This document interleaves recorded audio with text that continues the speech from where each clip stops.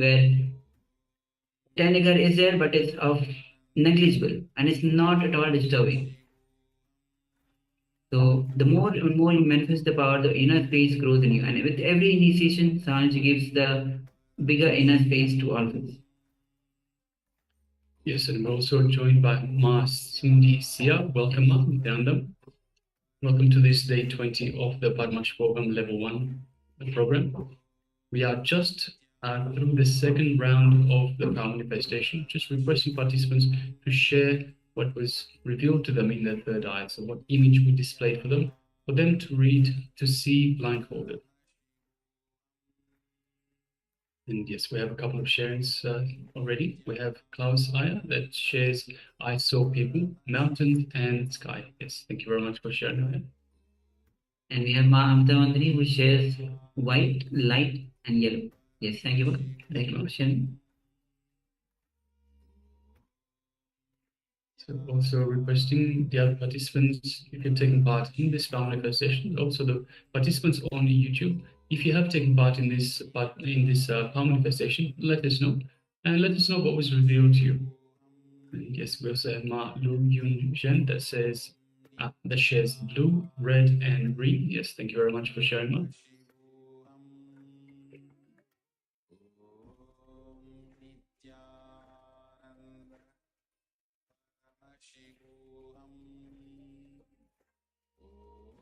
Alright.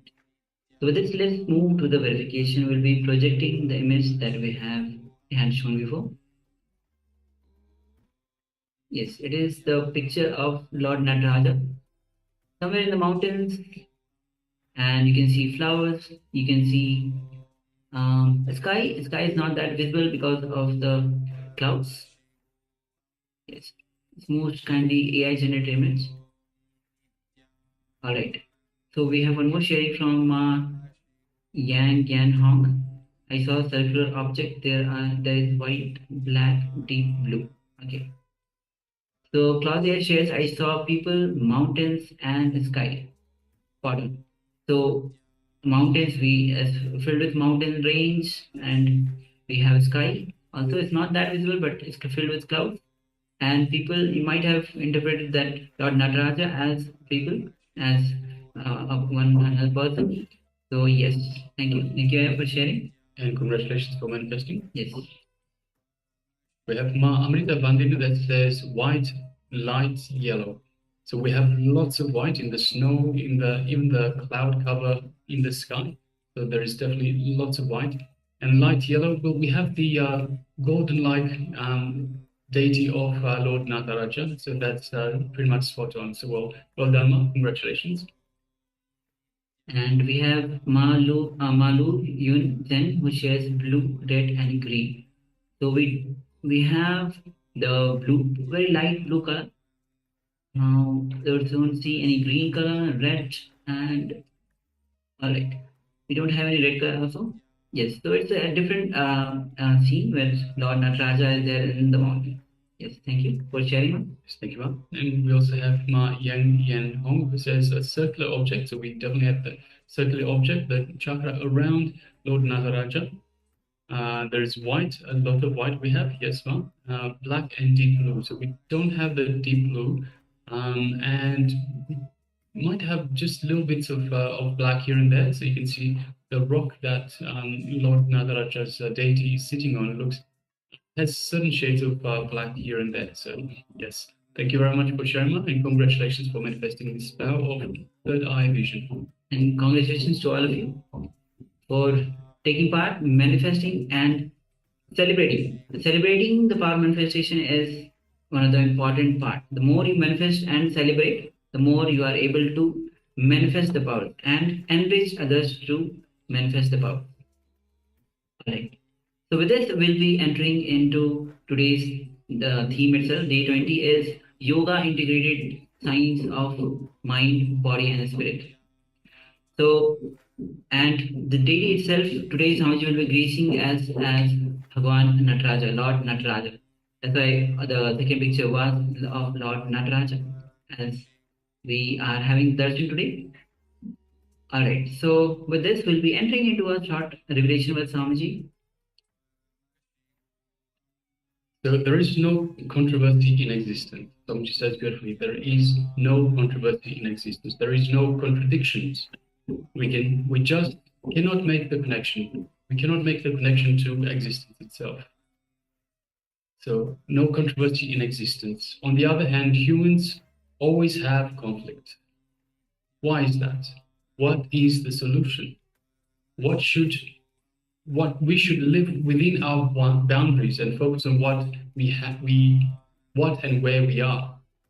When we are in one place, in one time, we always think about another time and another place.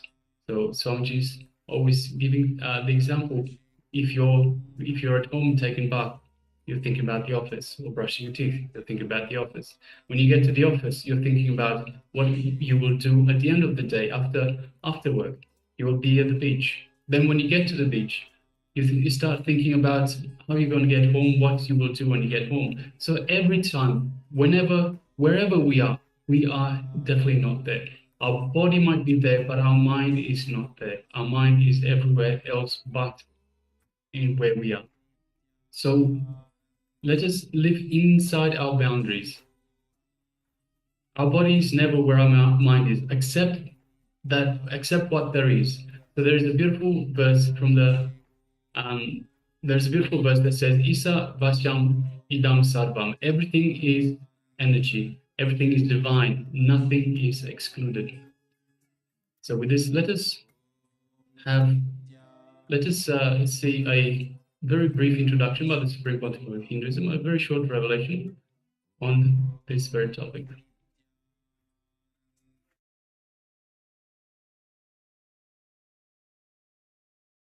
One more thing.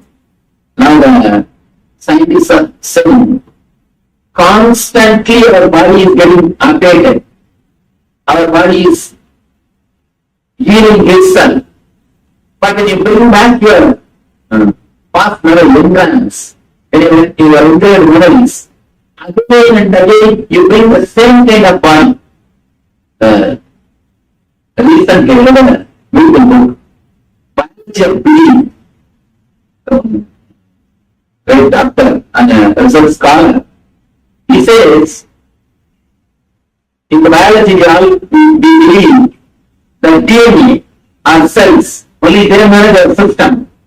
But in this, after 30 years of research, not only DNA and cells are not managing your body, your belief system guides the DNA and cells. Whatever you believe, whatever you think you are, only that guides your DNA and cells. And moreover, he says that structure does not monitor the function. Function monitors the structure. It's important. Structure does not monitor the function. Function monitors the structure. It's a really surprising, amazing breakthrough. But it's able to prove structure does not monitor the function. Only function monitors the structure. He says, whatever you believe, your belief system only defines your whole structure. Even your body can heal when you are out of these engrams. You can heal your body if you can come out of these engrams. For example, they engage. If your mother starts, you don't go in the rain. If you go in the rain, you are calm, you are cold. If that begins to engage memory in you, even if you see a rain through the window, you will start sneezing. You don't have to feel the rain, experience rain. Just see the rain through the window, you will start sneezing. The engaged memories are so deep. It disrupts even your physical health. Coming out of engrams, liberating yourself from the engrams, you can heal. It can heal you physically. Very intelligent research. Very intelligent research. 30 years of research. He revealed with the scientific facts, he proved even your DNA system can be altered. Understand? He goes to the extreme of saying your DNA system can be altered by your thought. He says, don't think you are living as per your body. your body changes as per your living. Completely shifts the understanding. Shifts the understanding. He goes to the extreme of proving some of the major things like if a child is adopted by somebody else in the young age, neither the parents nor the kids should know that they are not physically connected. It's like change the kids in the hospital. You will be surprised. Kids get the disease of adopted parents. The genetical disorder of the adopted parents, not the physical parents, actual parents. Then what do you mean by the genetical disorder or hereditary diseases? It's nothing but mind. Nothing but mind. I'm really surprised, shocked to see his report. He has done a thorough research, 30 years of research. Every point what Patanjali says, what I am talking now, is proved scientifically. Now all you need to do, reduce the depth of engrams in etheric layer. It's a short intro by revelation by Swamiji. Understanding that our beliefs shapes our what we manifest. Even the DNA is responded from the beliefs that we carry. Alright. With this, we'll be entering into the next session, which is going to be on the yoga for body. Understand that we all the time when we feel restless, not fulfilled, it is because we are not present in our boundary. We don't feel enough onto ourselves. When we don't feel enough onto ourselves, we start looking for some idols outside. So, living in the boundary, I say very beautifully, as I had mentioned before also before the segment. We are not present where our body is. We always, wherever we are, wherever our body is, we are never there. So, when we are in the present, when we are living in our boundary, then we see the miracles of life. That is the yoga for body. We'll be getting into more details as Swamiji reveals on this. So please come to the space of listening as we enter into this session for yoga for the body.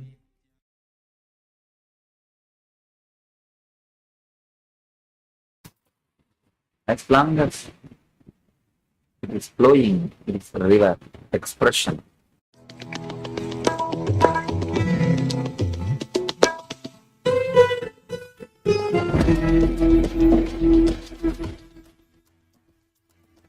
The ferocious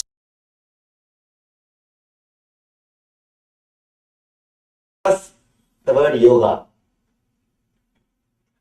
Let's analyze the word yoga. In Sanskrit, the word literally means to unite or to become one with.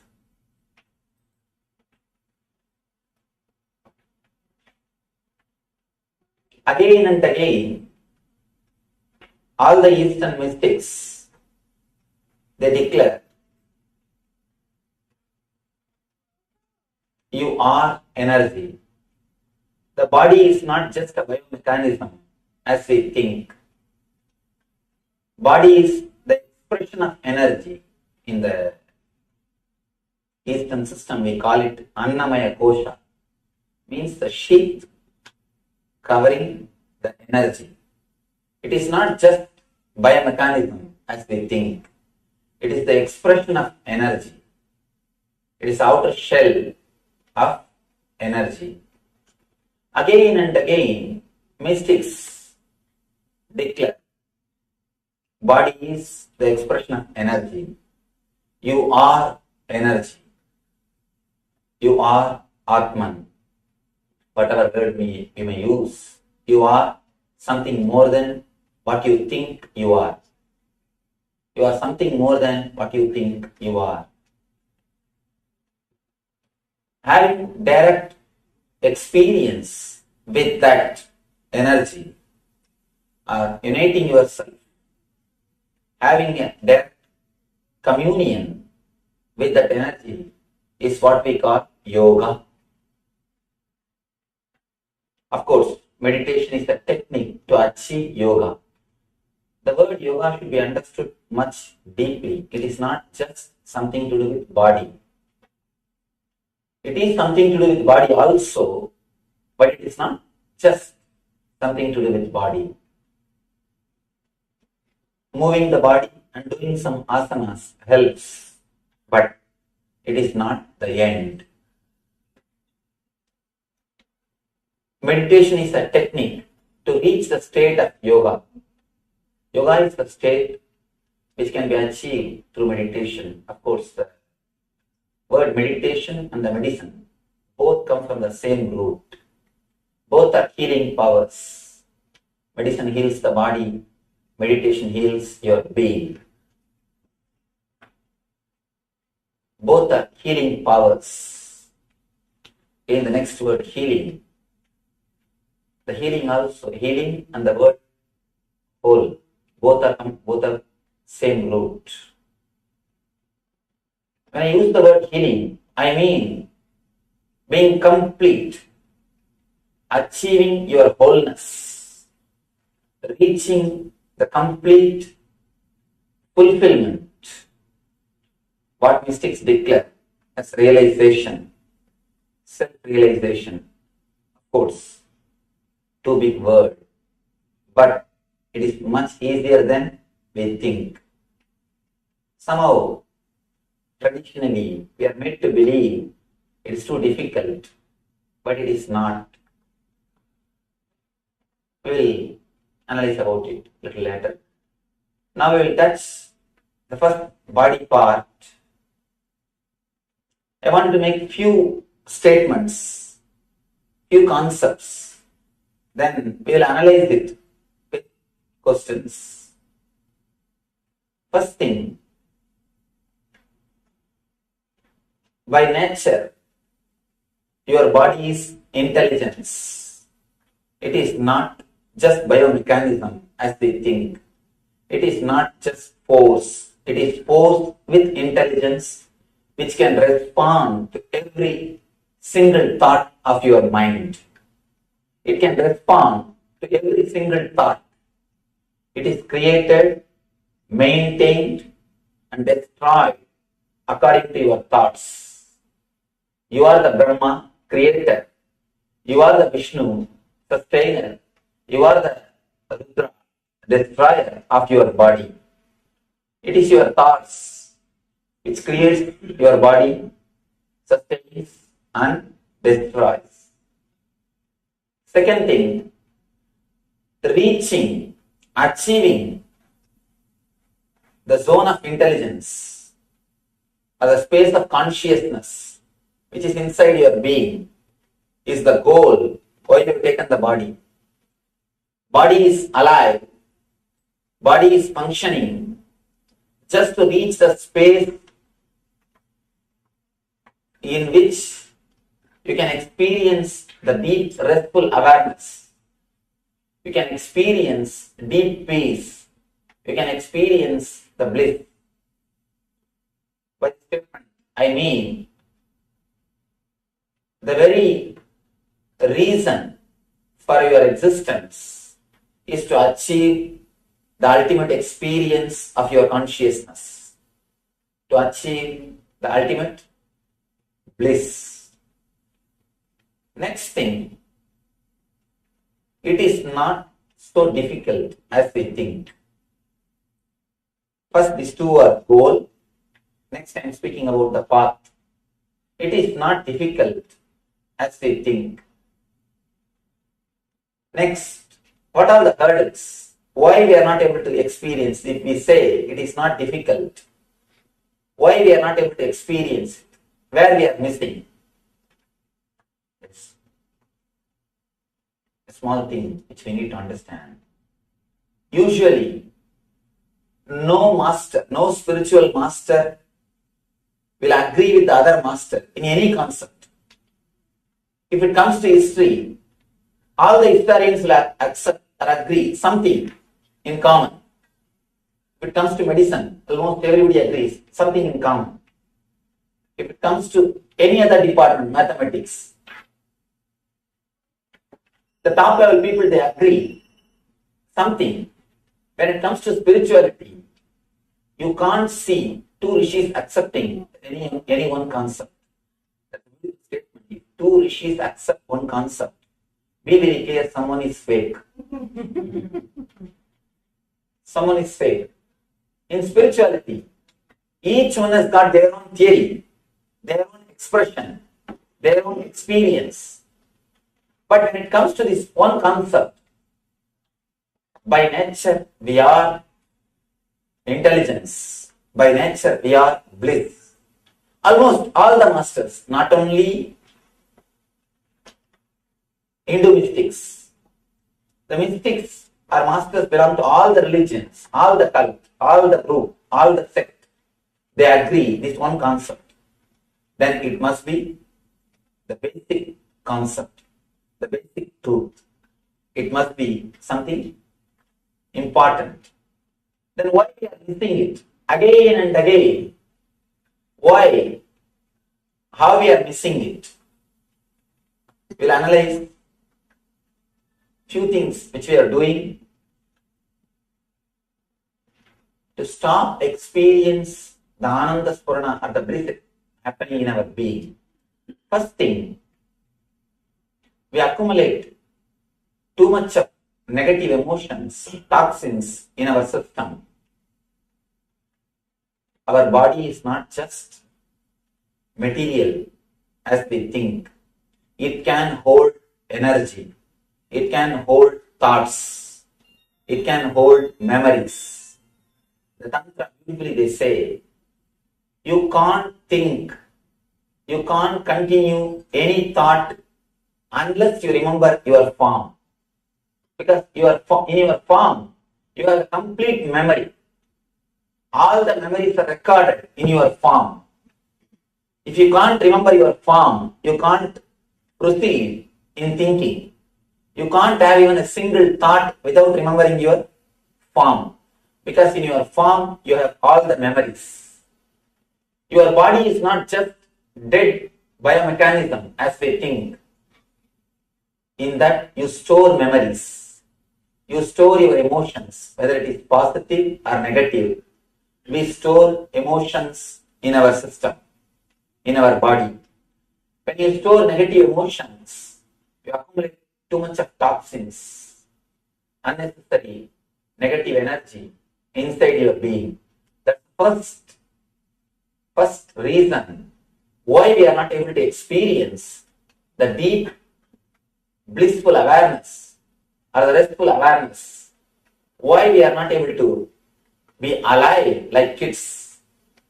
You can see the kids, how alive they are, how bubbling. People ask me, Swamiji, how to bring up the kids? I tell them, you relax, they will grow automatically. Actually, we don't bring them up, we bring them down. All our so-called bringing up only brings them down. All our so-called bringing up, it's nothing but bringing them down from their blissful awareness or restful, deep ecstasy. Again and again, we infuse negative emotions, negative energy inside our being, inside our body, and we stop experiencing the ecstasy. If you look deeply into your being, if you don't have anything to worry, you feel like you are losing your boundary. If you don't have anything to bother, you feel you are losing your identity.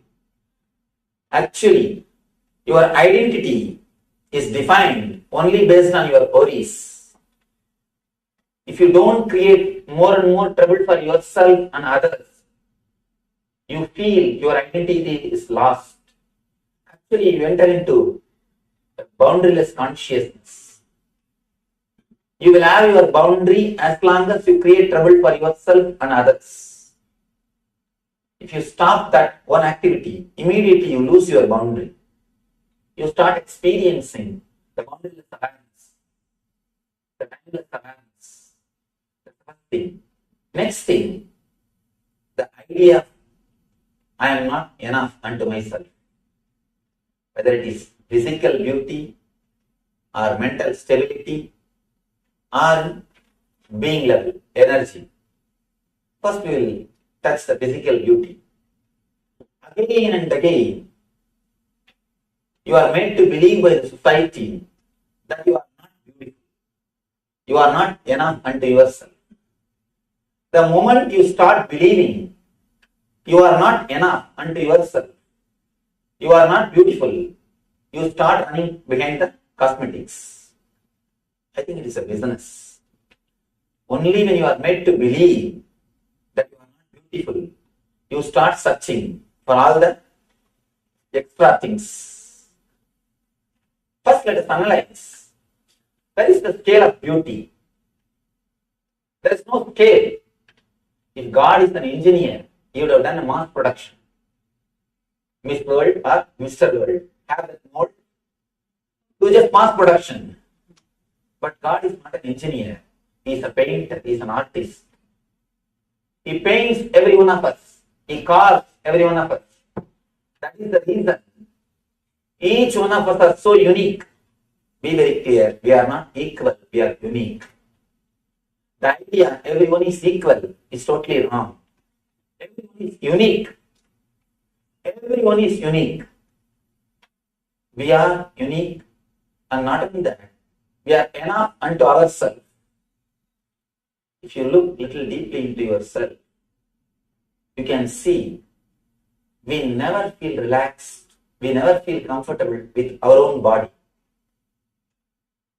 When you have the idea somebody is beautiful, you want to look like that person, you want to look like him, you want to look like somebody.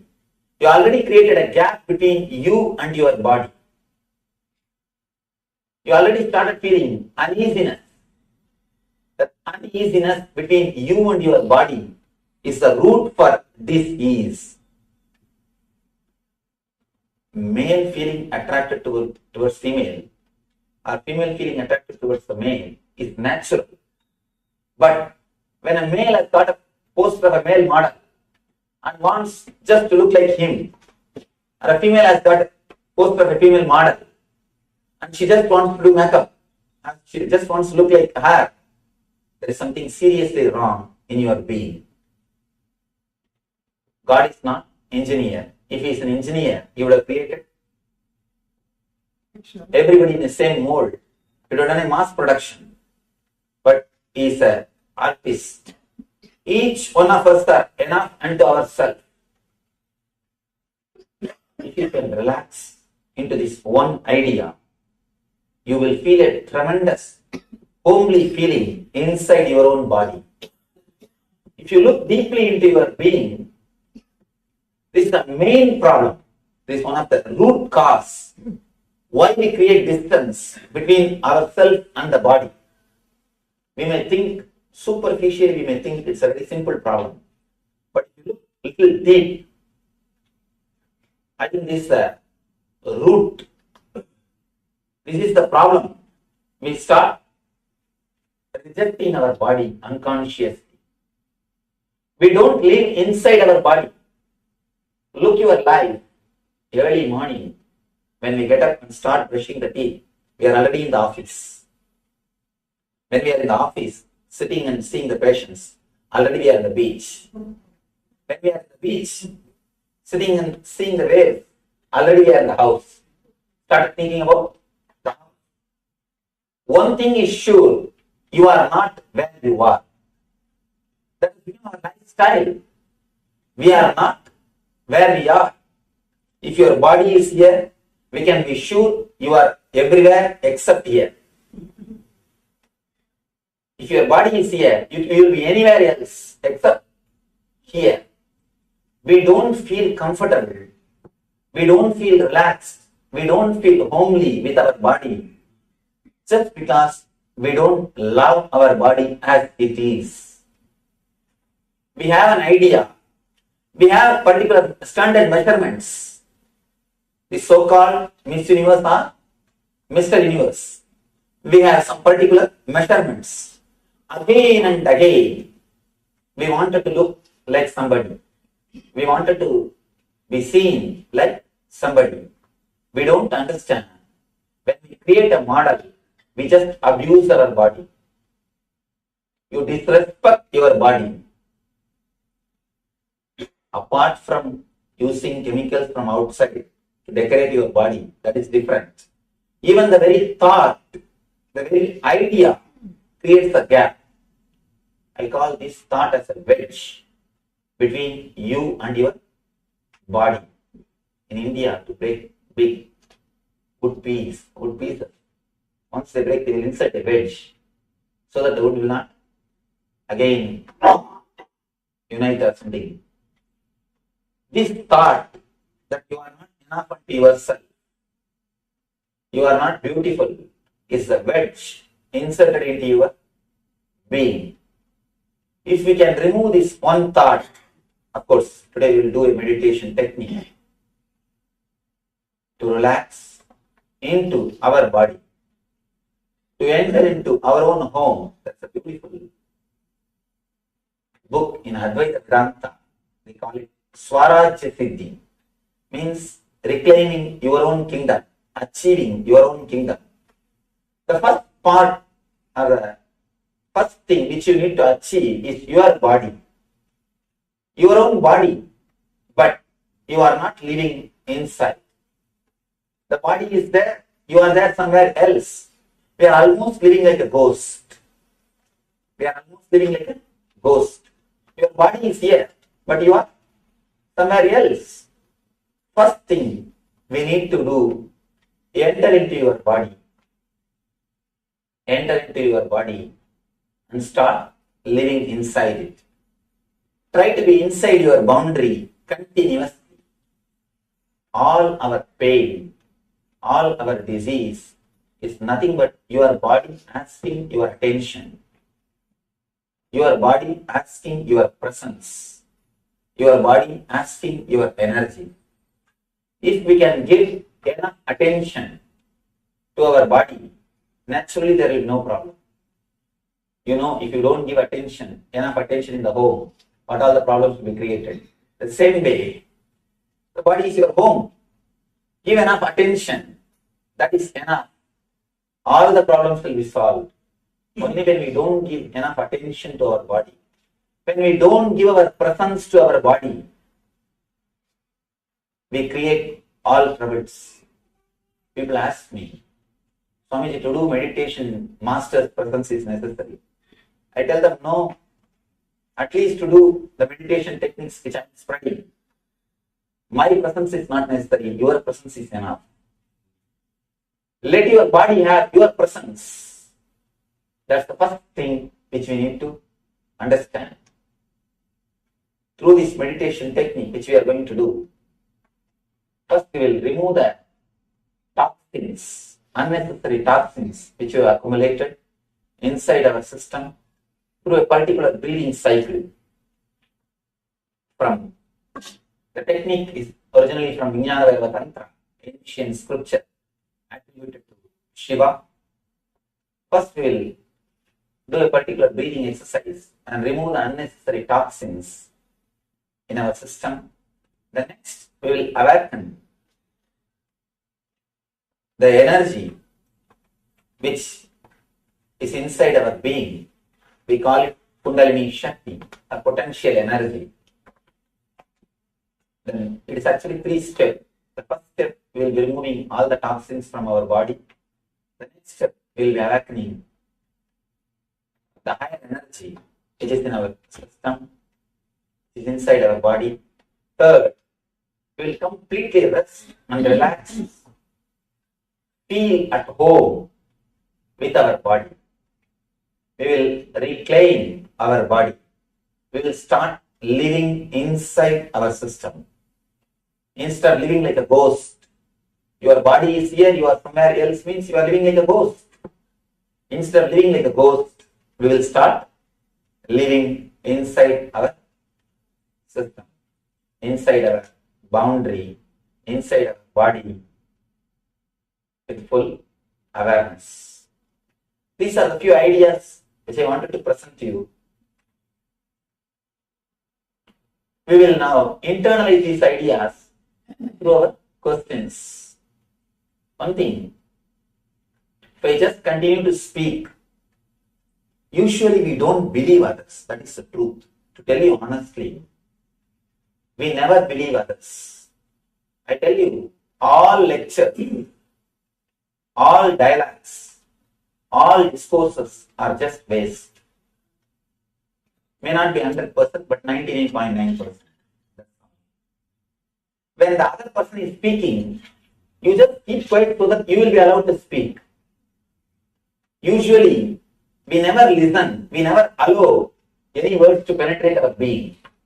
Unless we question, unless we understand, unless we directly involve ourselves into the program, we don't internalize any ideas. Either we sit, we keep quiet out of courtesy, or we don't want to open our mouth. We feel too lazy. Why to ask questions unnecessarily? Let's relax. This is the usual thing which happens. Now, let's internalize these ideas through our questions.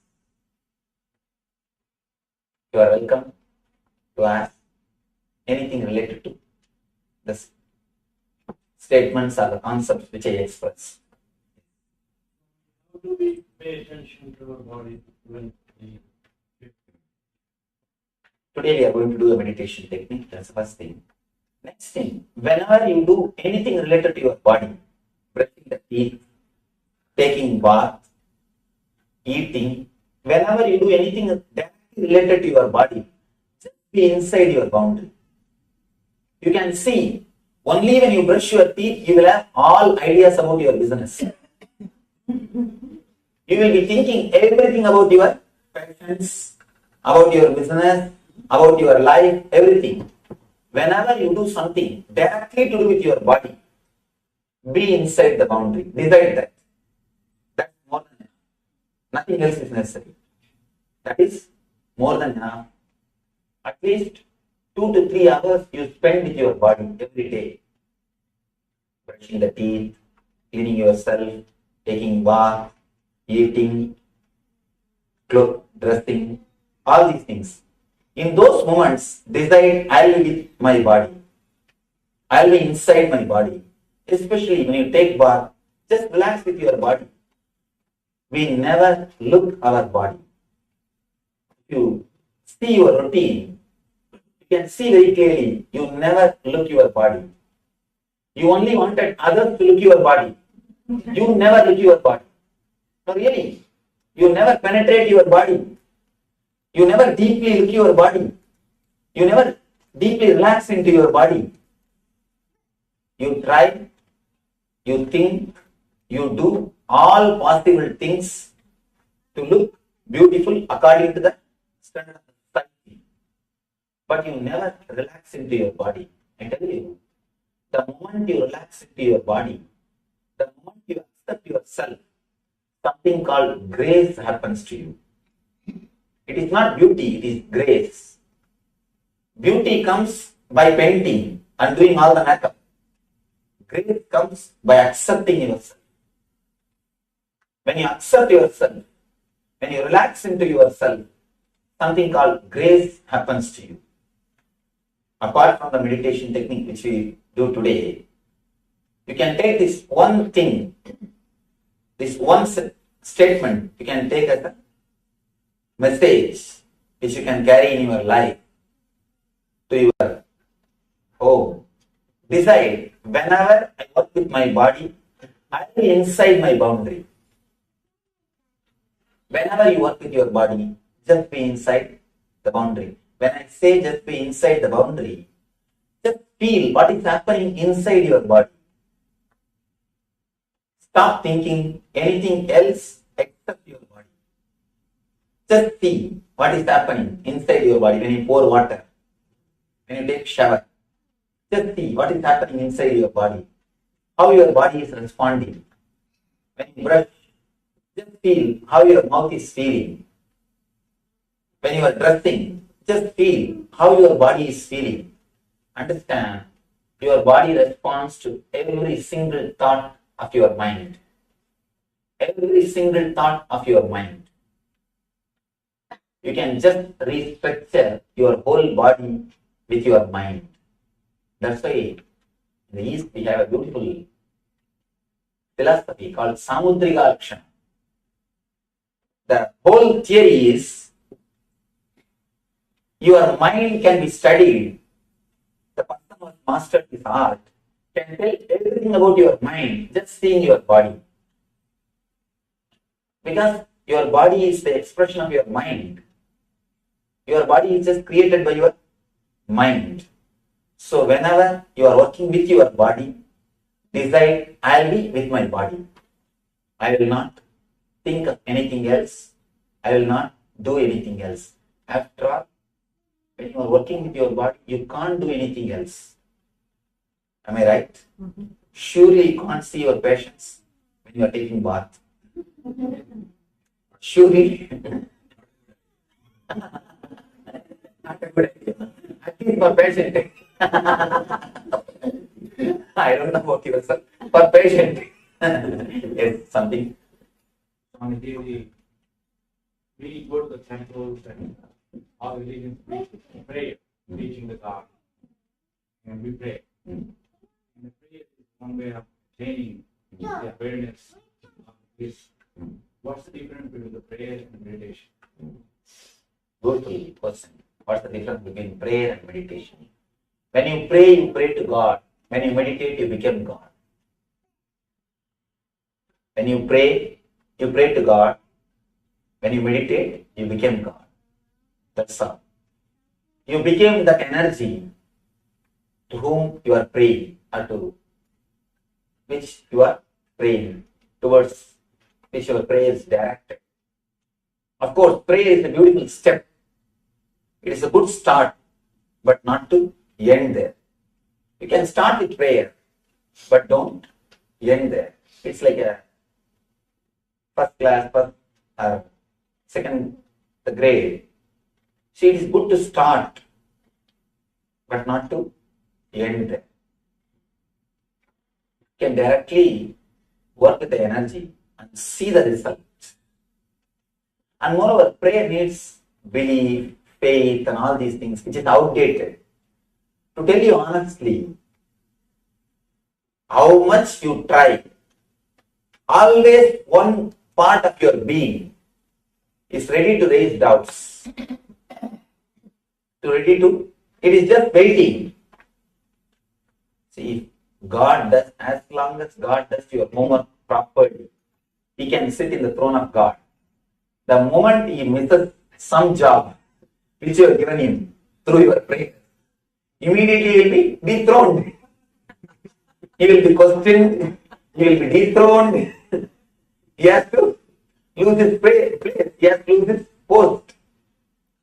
So, I feel better build your life on meditation, in which you don't have to believe anybody, you don't have to have faith on anybody, and especially the words believe, faith, all these words are outdated. In the modern day, we can use only words like look, see, experience.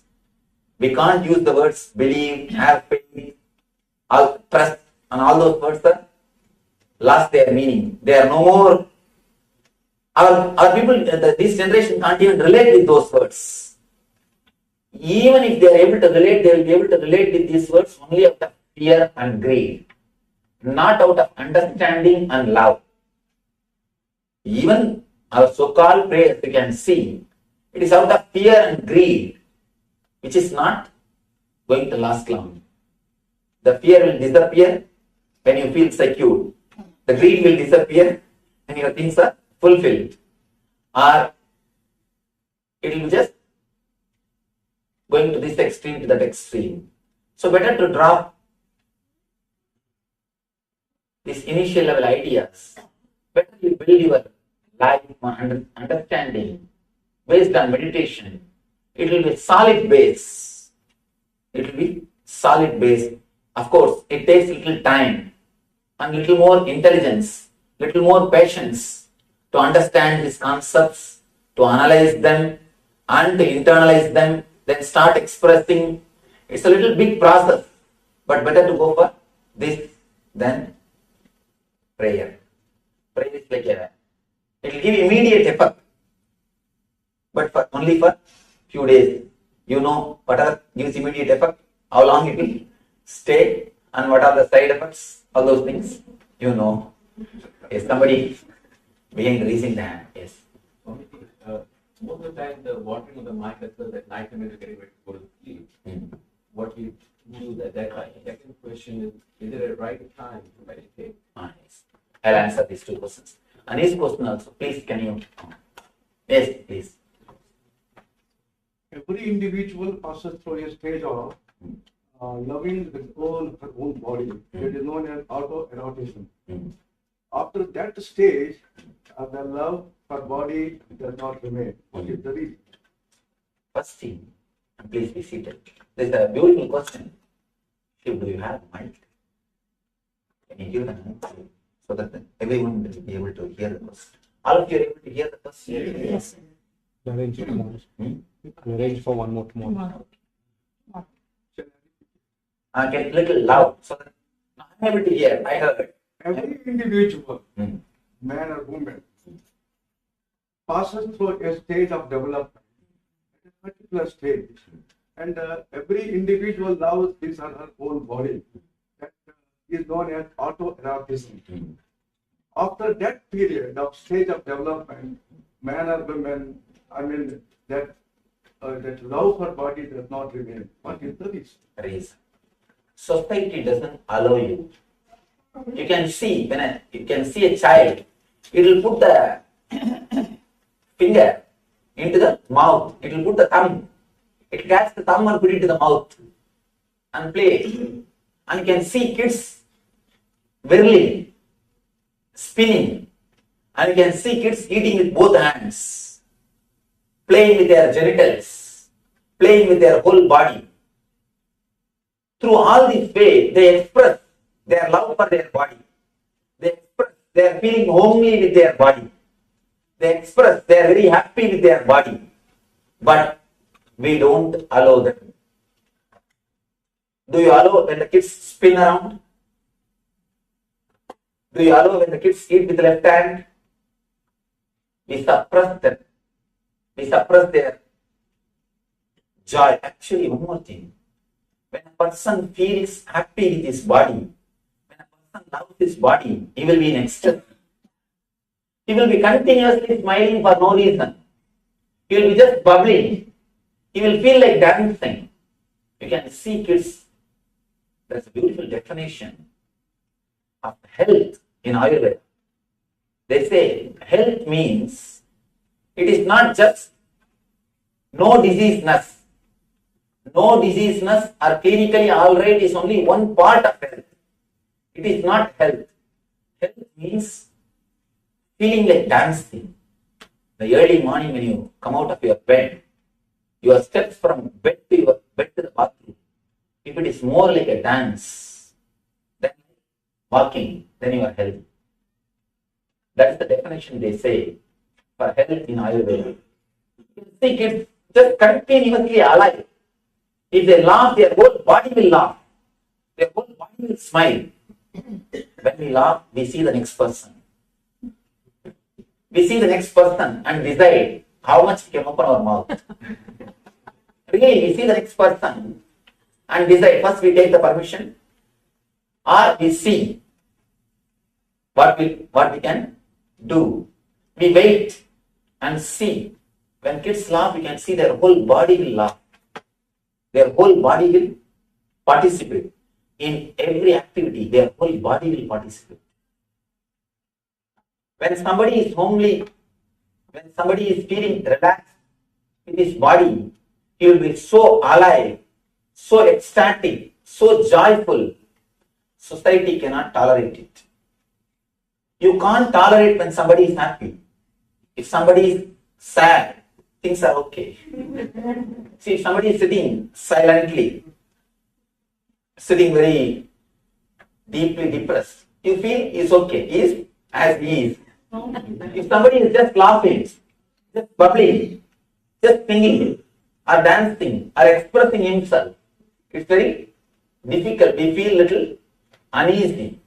Especially when kids express themselves, we feel little uneasy. The so-called social bringing up, disturbs, and we start feeling disturbed. Naturally, we stop living inside our body.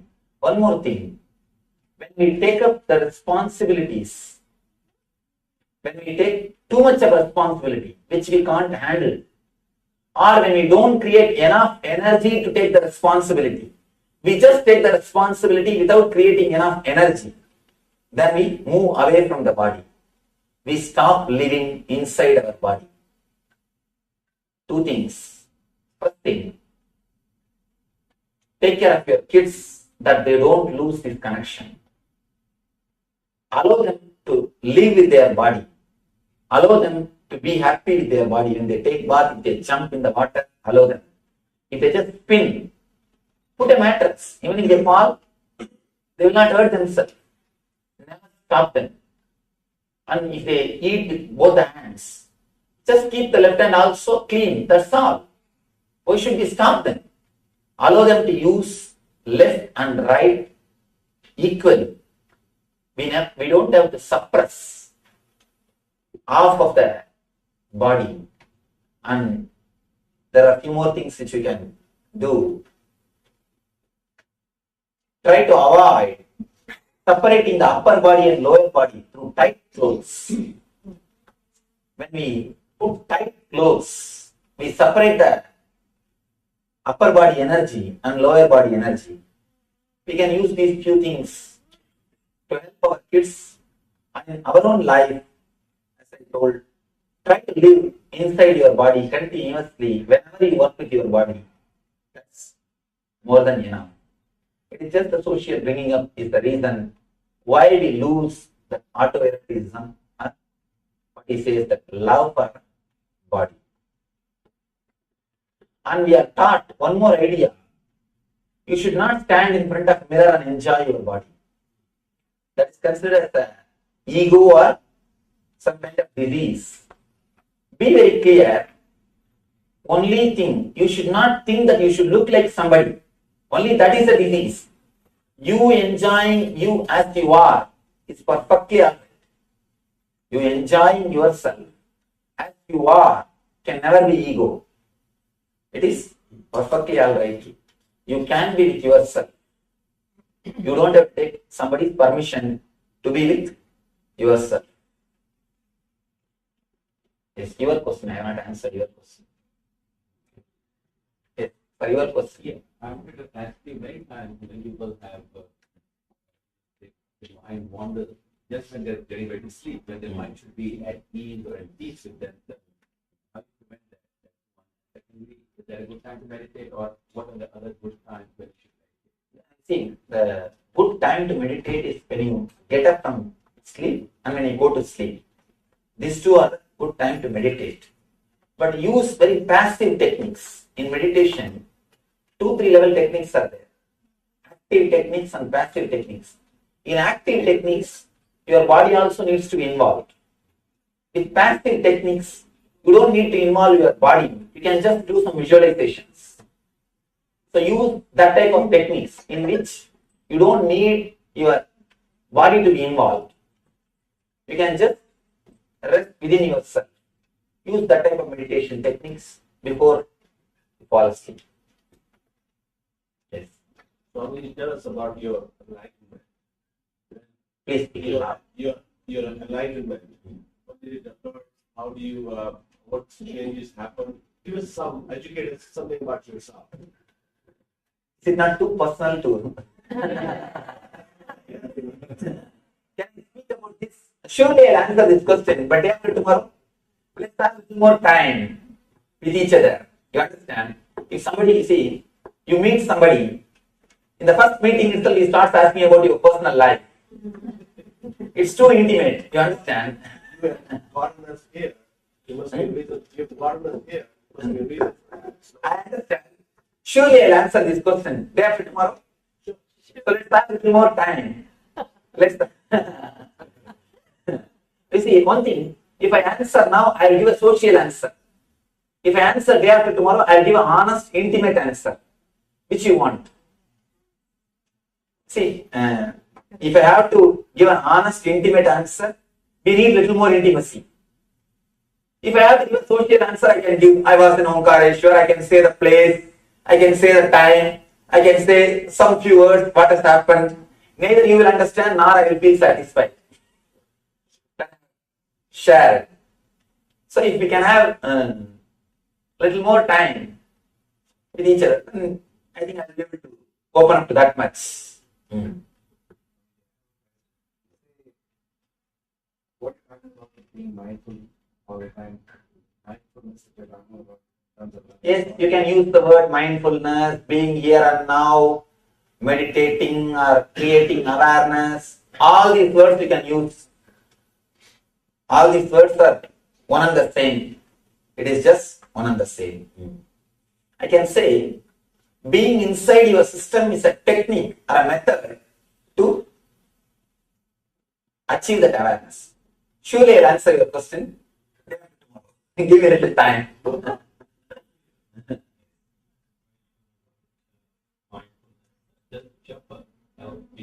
Yes. One thing, there are two levels of japa. Repeating the word unconsciously. Just start repeating for the sake of repetition. Some guru has inspired you, somebody has told you, so you started repeating. At some moment you had some ecstasy, so you started repeating. You are continuously repeating without awareness. This becomes unconscious process and it is very dangerous. Not only it doesn't help you, it is very dangerous. You have two parts of thinking. One is verbalization, another one is visualization. Both should be engaged in japa. Only then it will help you. If only verbalization is engaged and visualization is thinking of something else, then not only it will not help you, it is dangerous. There is every chance we will become schizophrenic. We will become split personality. So be very clear. The japa, when you do the repetition of mantra, your verbalization part and visualization part both should be engaged. If you repeat the mantra, either you should contemplate on the meaning of the mantra, or the deity of the mantra, or the letter of the mantra. At least two processes should be done by you continuously. So if you don't do the other process also, which is related to mantra, you will start doing something else. I have seen many people repeating mantra. Hey, what happened to the bridge? What did you attend the phone call? What happened to this? So this will make you as a split personality. Not only it will not help you, it is dangerous. So when you repeat, be conscious of the word which you are repeating and be aware of the meaning of the word, or be aware of the person or the deity on which you are meditating through this word.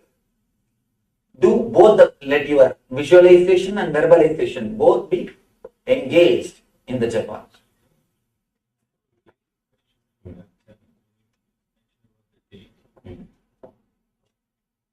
I heard you say that be within yourself. And then the traditional dogma says that pray to a deity or pray to an idol, for lack of better.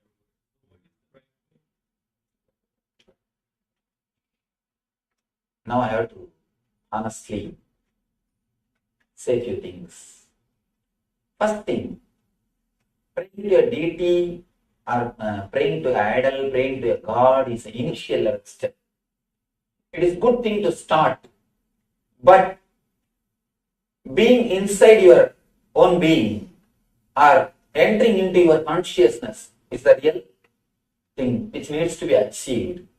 And even all these deities are nothing but the expression of enlightenment, nothing but the expression of higher experience. See, for example, when somebody has achieved enlightenment experience or the higher consciousness experience,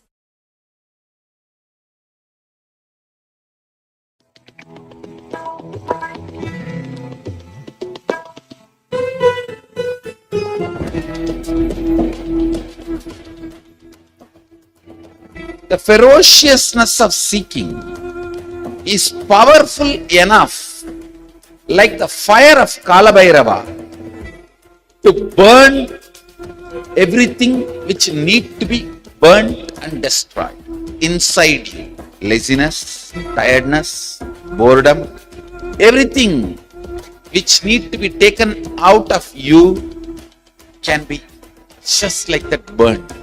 How many microseconds it will take for negativity to disappear in front of Kalabhairava's ferociousness? Not even micro milliseconds.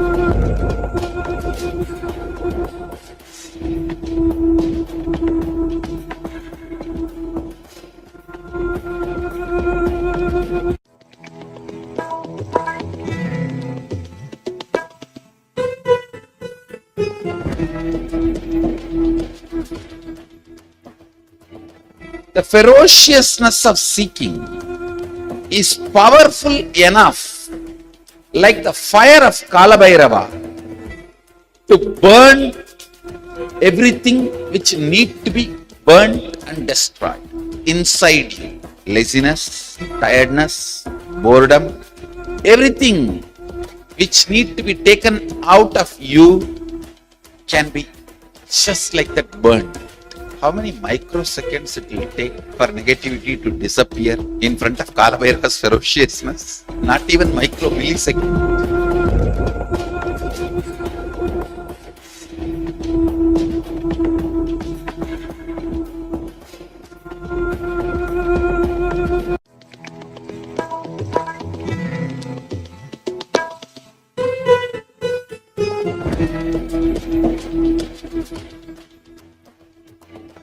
The ferociousness of seeking is powerful enough, like the fire of Kalabhairava, to burn everything which need to be burnt and destroyed inside you. Laziness, tiredness, boredom, everything which need to be taken out of you can be just like that burned. How many microseconds it will take for negativity to disappear in front of Kalabhairava's ferociousness? Not even micro milliseconds.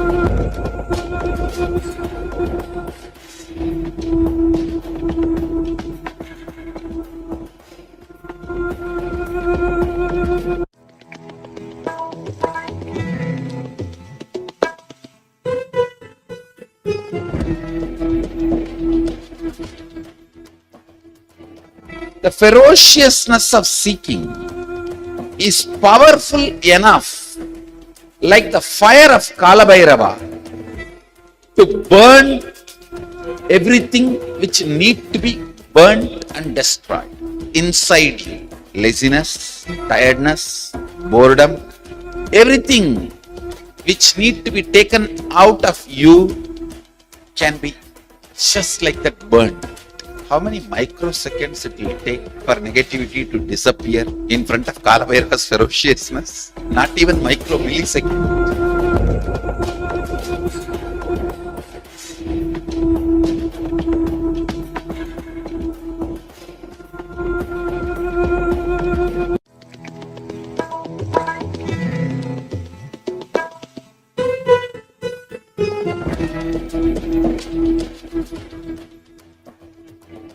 The ferociousness of seeking is powerful enough, like the fire of Kalabhairava, to burn everything which need to be burnt and destroyed inside you. Laziness, tiredness, boredom, everything which need to be taken out of you can be just like that burned.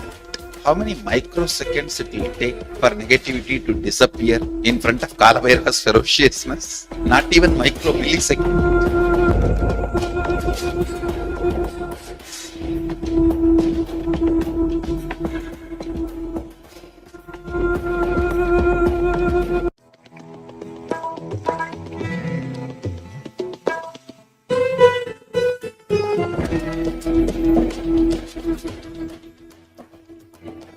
ferociousness of seeking is powerful enough, like the fire of Kalabhairava, to burn everything which need to be burnt and destroyed inside you. Laziness, tiredness, boredom, everything which need to be taken out of you can be just like that burned. How many microseconds it will take for negativity to disappear in front of Kalabhairava's ferociousness? Not even micro millisecond.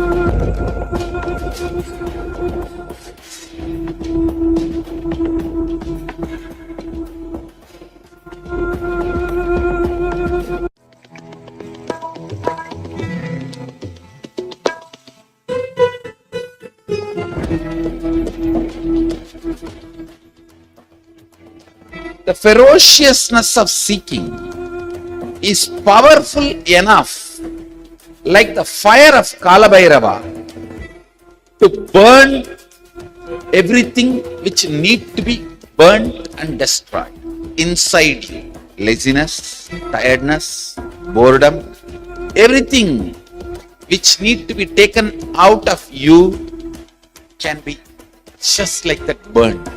How many microseconds it will take for negativity to disappear in front of Kalabhairava's ferociousness? Not even micro millisecond.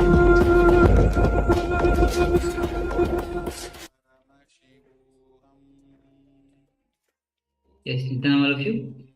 So this is the Kalabhairava Jayanti, which is coming up on 23rd and 24th of November. So as again, we have already mentioned, Kalabhairava is the deity who is Lord of time and space. I had shared one of the sharings from the testimonial from one of the participants who have actually had experience of his pattern of fear just melted down, and he was in the bliss for at least 3 days. All right. So of course you can go ahead and offer your gratitude to the Kalabhairava at the feet of Kalabhairava. Now about the sessions, we just had revelation by Swamiji on the yoga for body. Swami says very beautifully that we are living like a ghost. We don't live in our body, on our boundary. Every time when we are here, we are not here. We feel that, and we feel that we are not unto ourselves. The moment we feel that we are not enough unto ourselves, we look for any idols outside, whether it is a man or woman. For men, it is looking for model who is better.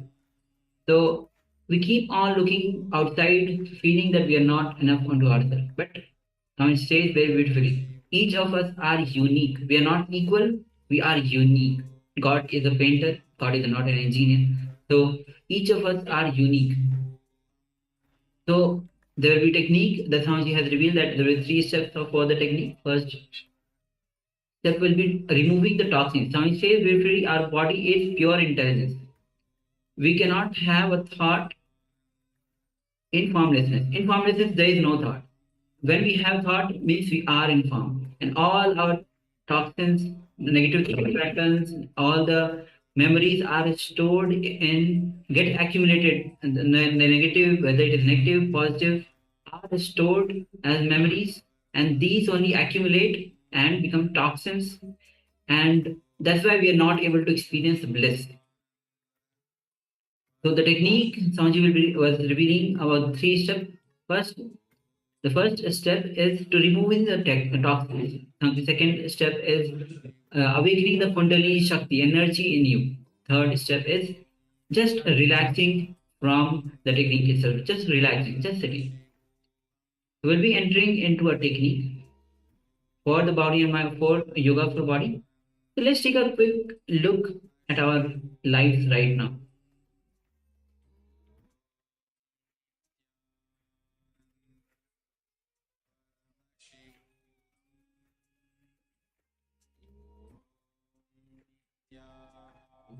Yes, so yoga for the body. Let's take a quick look at our lives right now.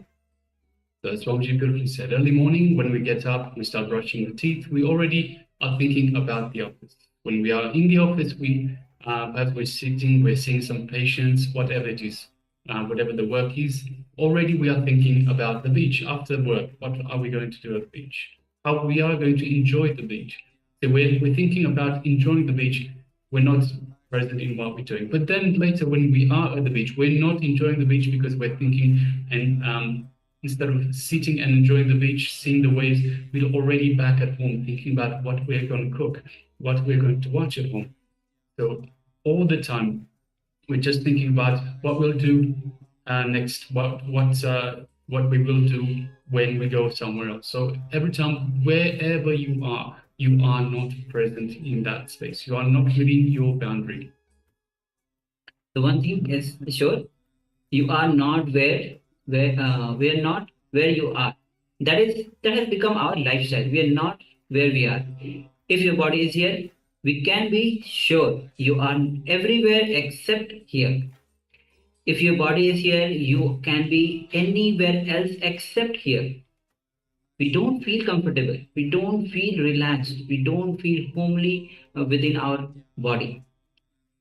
Just because we don't love our body as it is, because we don't feel enough unto ourselves.